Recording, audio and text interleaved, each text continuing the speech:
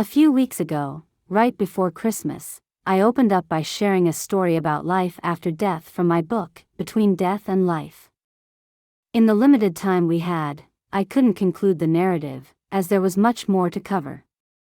The book contains a wealth of information, enough to fill days or even week-long seminars. I could discuss its contents for several weeks before hosting any guests. Between Death and Life represents 15 to 20 years of compiled research based on the experiences and accounts of thousands of individuals I've worked with.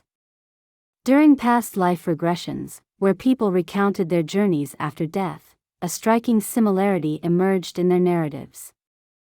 It's crucial for those conducting past life regressions to guide individuals through the death experience, as many issues in their current life trace back to the way they died in a previous existence. This connection can lead to trauma, phobias, physical ailments, and other challenges.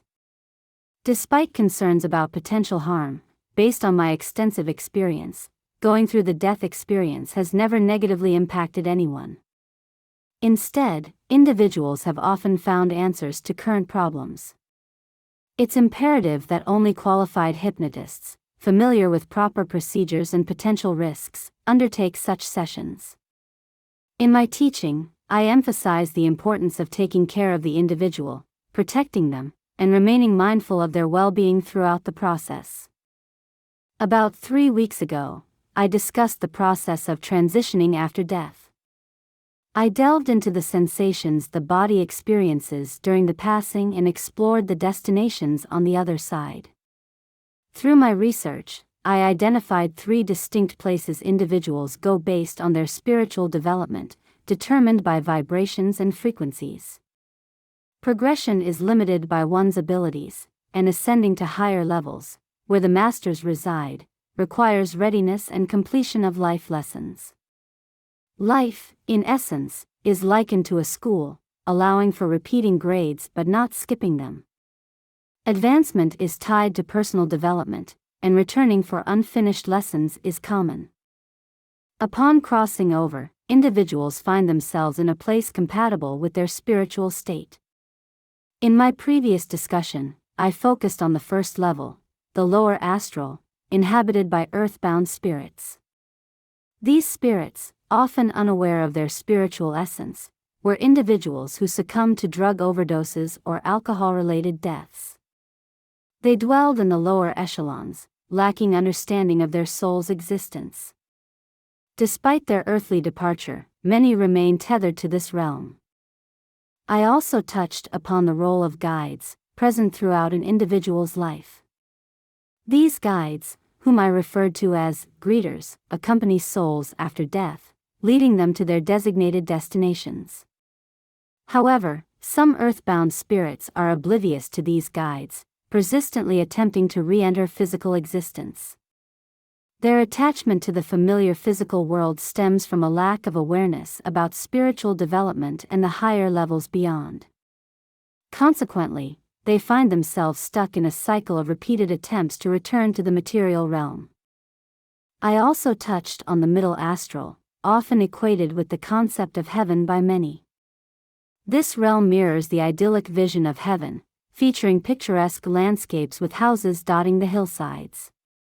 In this ethereal haven, individuals can choose any dwelling, surrounded by music permeating the air and colors beyond imagination.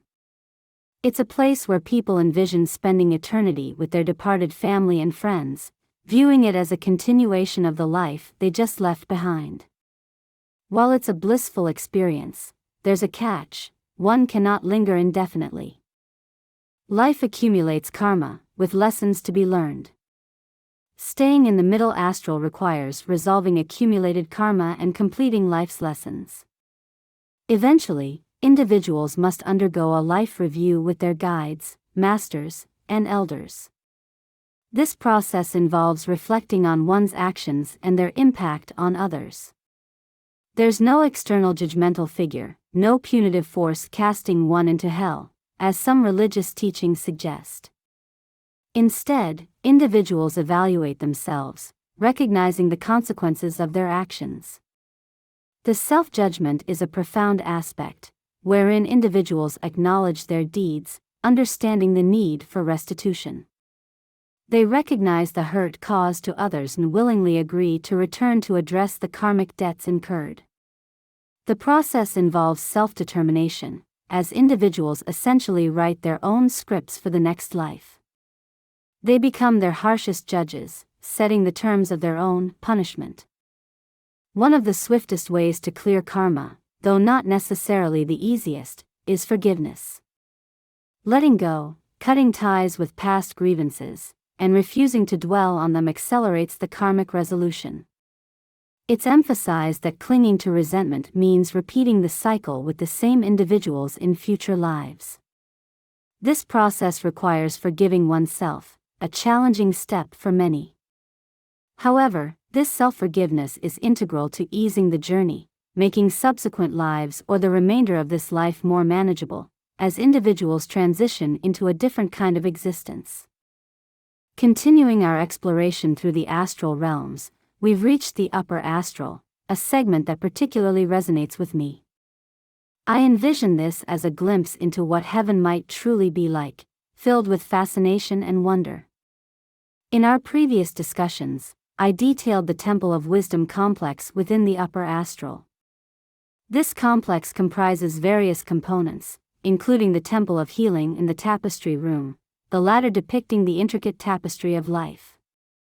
I'll refrain from reiterating too much information, as you can refer to the previous discussion for details on the Temple of Healing and the profound symbolism embodied in the Tapestry of Life. This intricate tapestry illustrates how each of us, represented by a thread, is interwoven with the lives we've led. Threads cross and touch, symbolizing the profound impact individuals have on each other across multiple lives. It emphasizes our interconnectedness, illustrating that every action ripples through the collective, influencing the whole. The lessons from these astral experiences hold the potential to bring profound positive changes to our world. If widely understood, these teachings could align with the principles Jesus advocated, emphasizing the power of love to address contemporary challenges. The interconnectedness revealed in the astral realm suggests that fostering love in the world could alleviate the need for repeated karmic cycles, as individuals recognize the shared influence they have on each other. Now, let's delve into the library, a topic we began to explore briefly before our previous conversation concluded. As a writer, the library holds a special place in my heart. Libraries, with their vast collections of knowledge, captivate me. The ability to lose oneself in the pages of countless volumes, searching for that one piece of information to enrich one's understanding or support a written work, is akin to a heavenly experience. The pursuit of knowledge and the joy of research in the library symbolize a profound appreciation for learning and the wealth of information available to those who seek it. In the Temple of Wisdom complex, my personal concept of heaven aligns with a vast library. This extraordinary repository contains volumes detailing every occurrence, past and future, on any known or unknown subject. The sheer volume of information is staggering. For those who prefer alternatives to traditional books, adjacent rooms offer an intriguing option. These rooms, revealed to me, immerse you in holographic scenes when entered, presenting information in a dynamic, immersive manner. Many insights I've incorporated into my work came from individuals who opted for these holographic rooms rather than conventional book research. The libraries are expansive, housing not only books but also schools where a comprehensive array of subjects, both known and unknown to mankind, are taught. To me, this represents a form of heaven, far removed from the stereotypical image of floating on clouds and playing a harp. I crave knowledge and information, and the schools, they asserted, provide an incredible avenue for acquiring any necessary knowledge. Curious about the need to return to the physical world for learning, I questioned their response. While it is possible to learn everything in the astral schools, they explained that the process is slower compared to the accelerated learning possible in a physical body on Earth. They drew parallels between hands-on experience and book learning, emphasizing the effectiveness of physical engagement in understanding subjects like chemistry or dismantling and reassembling a car engine, experiences that transcend mere theoretical knowledge. The schools in the astral realm discuss the myriad experiences that a physical person undergoes. All the emotions, traumas, and everyday experiences seem manageable when making the decision to return. You might think, I can handle hate, jealousy, and all those things. It doesn't sound too difficult. So, you agree to come back to undergo these experiences. However, once you're actually living the life, feeling the emotions, and experiencing the challenges, it becomes very real. It's not like reading about it in a book, it's the difference between book learning and hands-on experience. Interaction with people, observing how your emotions react, feeling them, and sensing how others around you experience them is where the true learning occurs. It's difficult, challenging, and during my lectures on this topic, I often emphasize that everyone faces adversity in life. Life inevitably brings hardships, but the crucial question is whether you learn from these experiences. Reflecting on the lessons learned, even if they're small, is the essence of growth and progression. If you've gained insight from a challenging situation, it served its purpose in teaching and advancing you. Otherwise, you may find yourself confronted with a similar lesson until you grasp its significance. Before returning, individuals make contracts with those they share karmic ties with, aiming to fulfill these obligations. The hope is to repay karmic debts in the current lifetime. Before reincarnating, individuals outline their plans and intentions in a contract, envisioning what they aim to achieve. However, the challenge arises when everyone else comes into the world with their own plans, and the planet operates on the principle of free will, allowing individuals to navigate their paths independently. Everyone has the freedom to do as they please, exercising their free will. Consequently, each individual arrives with their own carefully crafted plan that appears straightforward on the other side. However, upon entering this realm, these plans collide. Life unfolds, and things don't proceed as expected. I recall one person who, after traversing an entire life and undergoing the death experience, exclaimed, "What happened? I had it all figured out. I knew precisely what I was meant to do. What went wrong?"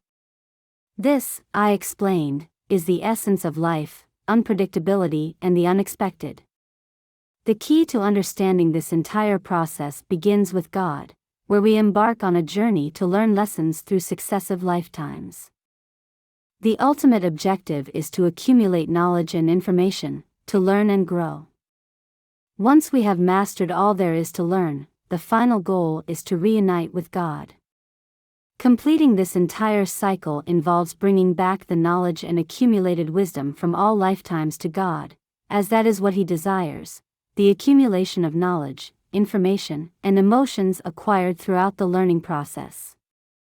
This journey spans eons, as it's impossible to achieve in a single lifetime. It entails an accumulation of information as we progress through a full circle, ultimately returning to God.